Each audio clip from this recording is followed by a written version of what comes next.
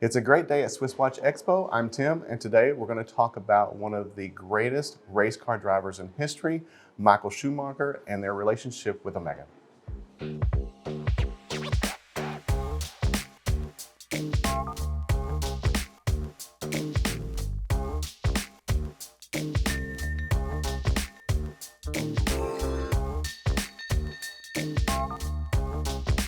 So when we talk about a relationship with a professional sports athlete, we think about Michael Schumacher and what he's done for the sports of Formula One. He is truly, again, I'm going to say it again, he is the best Formula One racer that ever raced in the game.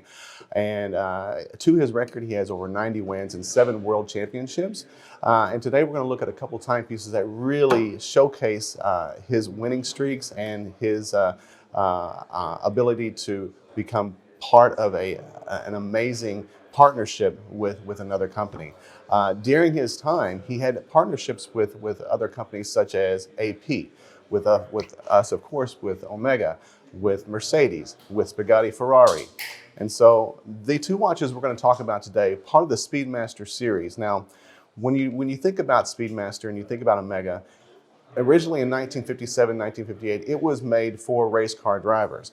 It was the first time that they ever put the tachometer on the watch itself. So it made it easier for race car drivers to see the timepiece, how fast they were going in miles per hour or kilometers per hour. So when you think about a Speedmaster, there's a few things you think about. You think about the tachometer. It's always going to be on every Speedmaster. You're also going to have a chronograph, and a chronograph means right time or stopwatch. When you have this, it enables the driver or the pilot to measure the seconds, the minutes, and the hours. With the Speedmaster series, you're going to have 3 types of crystals. They're going to be a plexiglass, a sapphire, and a hesselite. Now, all of these are going to be what's called a box crystal. A box crystal has more of a geometric look to it. It really protects the dial very well. Most watches that you see out there are going to have more of a domed, which has a kind of a ricochet effect when something hits it. But the box really magnifies it, and it's perfect for the Speedmaster series. Now, the 2 pieces we're going to look at we're going to have one celebrating the 2000 World Championship for Michael Schumacher, and the other one's a 2002. So we're going to start with the first one, which is the 2001 edition, which celebrated the 2000 World Championship. Beautiful timepiece. If you look at the dial, it has a gorgeous silver, almost transparent look to the checkered flag on the timepiece.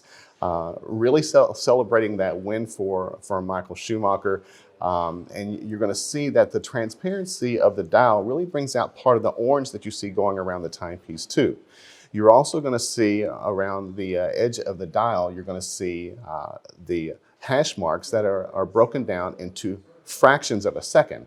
Now, whether you're a pilot, whether you're a race car driver, measuring down a fraction of a second is very important, and it kind of pays homage to the Indianapolis 500 bricks that you see going around. Now, let's base that on the next watch we're going to look at. We're going to look at the model that was introduced back in 2003. Now, this is the World Championship 2002 model. Beautiful timepiece. And if you look at the dial itself, it has a gorgeous black carbon fiber dial that really accentuates those numbers with the luminescence and so forth.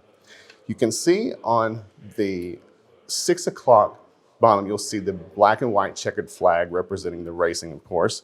But over at the 9 o'clock side, you're going to see what's called a 24-hour indicator. Now, the 24-hour indicator was great for when you do change the date, because a lot of times with changing dates on timepieces, you have to start one day prior. Then you're rotating the minute hand around so that the hour hand, and you know the difference between AM and PM. Here, it gives you a 24-hour indicator, so you can use the date corrector to change it accurately, and you don't have to go through the extra step of doing this. It's a wonderful way of doing it. This is also a day-date model. Now, with a day-date model, you're going to see the longer hand is going to be able to see the 1 through 31 on the dial, so it has the accurate date of the day of the month.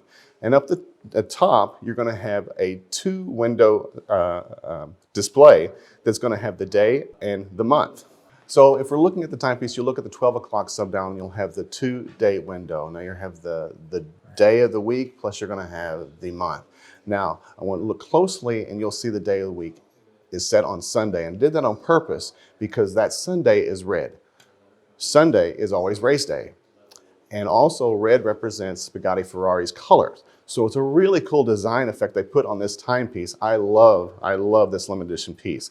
Oh, let's talk about that.